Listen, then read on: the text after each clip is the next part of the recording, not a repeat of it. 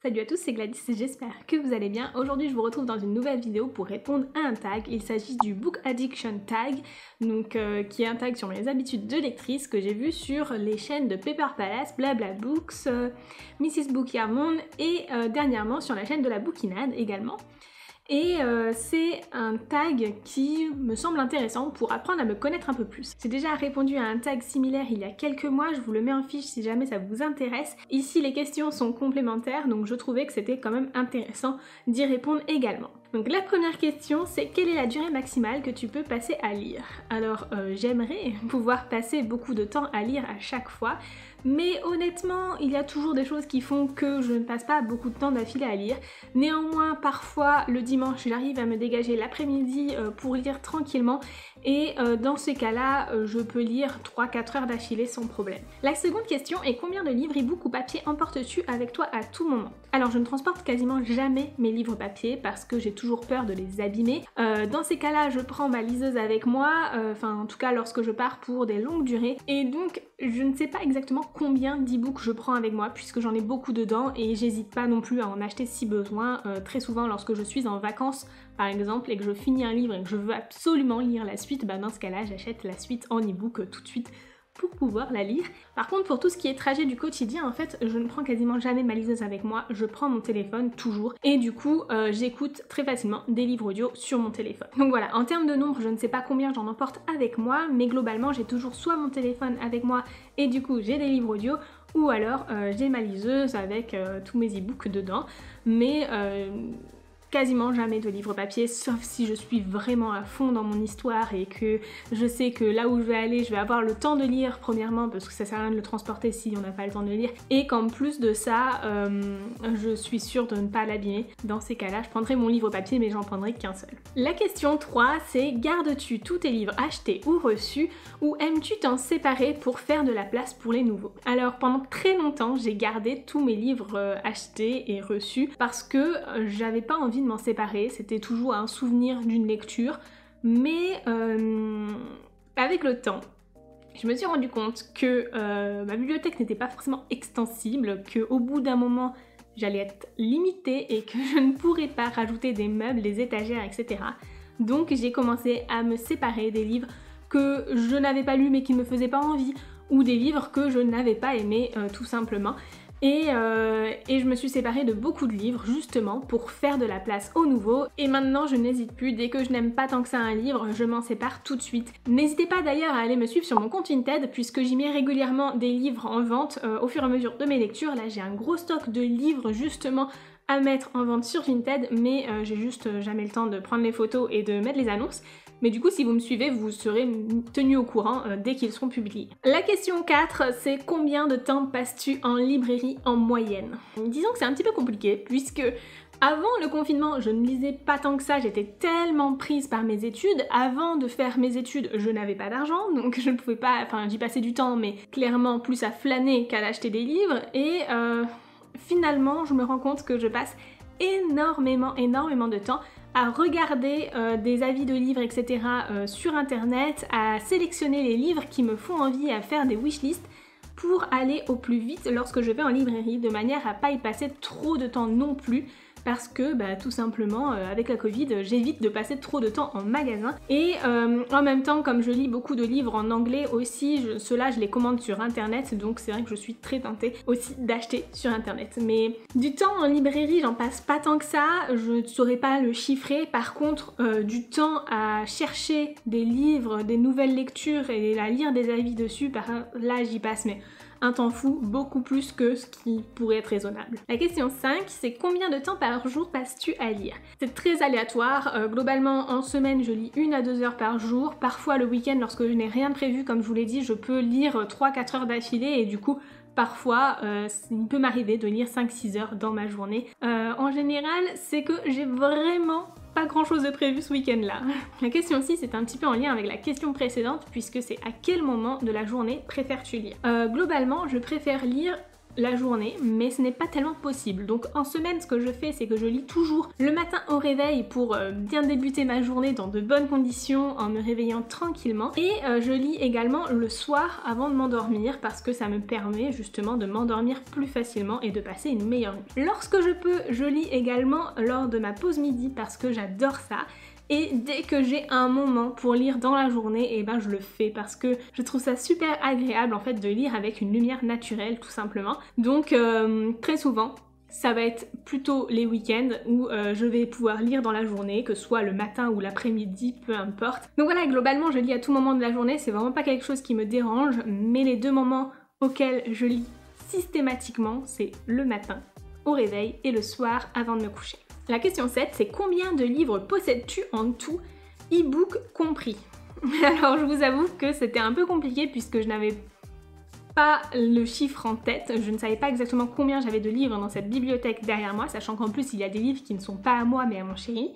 Et en même temps, je n'ai absolument aucune idée du nombre d'e-books que je possède. Donc j'ai regardé sur Livre Addict et apparemment, je posséderai 310 livres, e-books et papier compris. Je ne sais pas si ce stock est vraiment à jour, mais j'essaie de supprimer tous les livres que j'ai vendus de manière à ne garder que les livres que je possède réellement au moment présent. Et en soi, je trouve que c'est un plutôt bon chiffre, puisque ma palle oscille entre 50 et 60 livres environ, et du coup, je trouve ça assez rassurant de voir que j'ai quand même lu bien plus de livres dans ma vie de lectrice que ce qui me reste à lire actuellement, donc voilà, ça me réconforte un petit peu lorsque je vois l'ampleur de ma palle, de me dire que finalement, j'ai quand même lu bien plus de livres que ça, et La question 8, c'est abordes-tu souvent le sujet de la lecture ou des livres dans une conversation? Alors non, pas souvent, mais tout dépend avec qui je vais parler. Par exemple, lorsque je discute avec ma belle-mère qui est une grande lectrice qui adore en plus le young adult et la fantasy comme moi, ben, on va forcément échanger beaucoup sur nos lectures. D'ailleurs, on s'échange même des livres et j'en ai certains à elle à lire prochainement. Donc oui, forcément on va parler de nos lectures, on va s'échanger des livres, on va discuter du coup de nos avis sur les livres que l'on s'est prêtés et puis on va également s'échanger de nouveaux livres avec les nouvelles lectures que l'on a pu faire entre temps.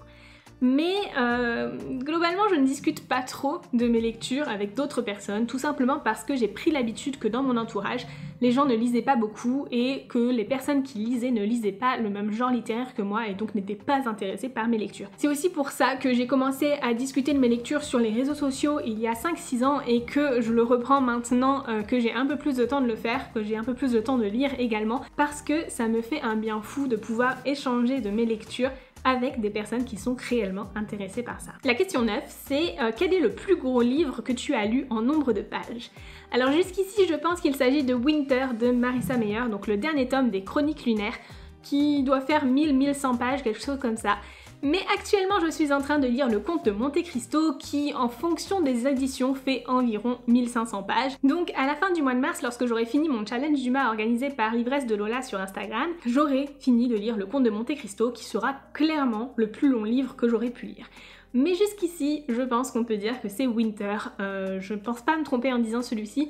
Je ne compte pas les intégrales que je peux avoir parce que forcément pour moi c'est plusieurs tomes, donc ça revient à plusieurs livres. Mais Winter fait, je crois, 1000 ou 1100 pages, je ne sais plus exactement. J'ai un peu la flemme de l'attraper, il est juste là derrière. Mais tant pis, voilà. Je pense que c'est le plus long livre que j'ai pu lire jusqu'ici. La question 10, c'est y a-t-il un roman que tu devais avoir à tout prix, au point de faire des recherches en librairie, sur internet, ou même d'harceler un auteur? Alors clairement, j'irai jamais jusqu'à harceler un auteur, c'est vraiment pas du tout mon genre. Mais voilà, si je dois réfléchir à un roman que je devais avoir à tout prix, je suis pas sûre qu'il y en ait tant que ça. Il y a une série de livres que j'ai vraiment envie d'avoir et que je ne trouve pas. C'est les Chroniques de Mackellar Lane, dont les derniers tomes ne sont juste plus édités, plus vendus. Et en occasion, les derniers tomes se vendent mais à 50 € pièce, c'est hors de prix. Jamais je n'irai acheter un livre semi-poche à ce prix-là, clairement pas. Et de temps en temps, on voit des offres, que ce soit sur Vinted ou sur le Bon Coin, où ils sont vraiment pas très chers et on retrouve du coup la série entière et moi c'est ce que je recherche parce que je n'ai aucun tome papier de cette série. Mais clairement, je passe toujours à côté des offres, même lorsque j'essaie de les acheter 2 minutes après leur mise en ligne. C'est vraiment pas possible, je crois que je vais devoir abandonner l'idée d'avoir les livres papier de cette saga. La question 12, c'est quels sont tes 3 importants objectifs littéraires pour 2021? Et justement, j'en ai fixé seulement 3, donc ça tombe bien, je vais pouvoir vous présenter mes 3 objectifs. Le premier d'entre eux, c'est de lire 100 livres en 2021. Je pense que j'y arriverai sans problème puisque ça revient à lire à peu près 8-9 livres par mois. C'est ce que je lis habituellement. En plus de ça, je vais bientôt soutenir ma thèse, donc j'aurai clairement tout mon temps à consacrer à la création de contenu et à la lecture. Donc voilà. Clairement, cet objectif-là, je pense pouvoir le tenir. Le deuxième objectif, c'est parmi ces 100 livres, d'en lire 50 en anglais de manière à ne pas perdre mon niveau d'anglais, voire même de l'améliorer, et puis surtout parce qu'il y a énormément de livres qui me font envie en anglais. Je me connais, j'ai tendance à les acheter et à ne jamais les lire parce que c'est toujours forcément un peu plus long, un peu plus difficile de lire en anglais qu'en français. Pour ce deuxième objectif, je suis en bonne voie puisque j'en ai lu 4 ou 5 depuis début janvier, donc c'est déjà pas mal du tout. Et j'espère du coup réussir à tenir cet objectif pour la fin de l'année. Si j'en lis un peu moins de 30, c'est pas grave non plus. Le but c'est vraiment d'en lire plus que ce que je lis habituellement, qui est d'un livre VO par mois environ, donc 12 livres dans l'année. Donc si je peux au moins doubler le nombre de livres que je vais lire en anglais, ce serait très bien. Et mon troisième objectif est en rapport avec ma palle. Comme je vous l'ai dit juste avant, elle est composée de 50 à 60 livres environ. Ça varie tout le temps en fonction des livres que je lis et des livres que j'achète. Et donc mon troisième objectif, c'est que cette palle diminue à moins de 30 livres à la fin de l'année, de manière à avoir un petit peu moins de choix pour mes lectures suivantes et du coup me forcer à lire aussi certains livres que je n'aurais pas forcément sortis de ma palle très rapidement. L'avant-dernière question est: as-tu déjà converti quelqu'un à la lecture? Et je ne pense pas avoir déjà converti quelqu'un à la lecture, parce que pour moi, pour convertir quelqu'un, c'est vraiment un grand terme, c'est-à-dire qu'il faut donner l'envie à la personne de lire, mais pas seulement de lire un seul livre, mais de continuer à lire encore pendant des mois et des années. Clairement, je ne pense pas y être arrivée. Par contre, j'ai déjà prêté des livres à des personnes qui ne lisent pas beaucoup et qui ont vraiment apprécié leur lecture suite à mes recommandations, en particulier à mon frère et à ma maman, et je suis vraiment contente de leur avoir permis de s'évader pendant quelques heures avec certains livres, même s'ils ne continuent pas à lire dans leur quotidien. La question 14, enfin ce n'est pas une question, c'est une affirmation, un ordre, c'est décris ce que les livres représentent pour toi en 5 mots. Alors j'ai un petit peu réfléchi en amont pour savoir quoi vous répondre à cette question. Alors premièrement, pour moi les livres c'est de l'évasion, c'est un moyen de m'échapper de mon quotidien, c'est également un refuge dans lequel j'aime me retrouver pour vraiment me ressourcer et penser à autre chose. C'est aussi un moyen de prendre plaisir à découvrir de nouveaux univers et à les imaginer. Donc, grâce à la lecture, je peux développer mon imaginaire et surtout je peux apprendre beaucoup de choses puisqu'on apprend énormément dans nos lectures, même lorsque l'on lit de la fiction. Donc voilà, c'est tout pour cette vidéo, j'espère qu'elle vous aura plu, j'espère qu'elle vous aura permis d'en apprendre un peu plus sur ma personne. N'hésitez pas à vous abonner si vous voulez voir mes prochaines vidéos. Dimanche, je vous proposerai une vidéo du coup sur mes lectures du mois de février. Je voulais vous la proposer aujourd'hui, mais j'ai préféré faire ce tag avant pour que vous puissiez me connaître un peu mieux. Je pensais que c'était plus intéressant et si vous voulez en savoir encore plus sur moi, n'hésitez pas à aller voir le tag que j'ai fait il y a quelques mois. Et je vous dis à très bientôt, à très vite dans une nouvelle vidéo. Ciao!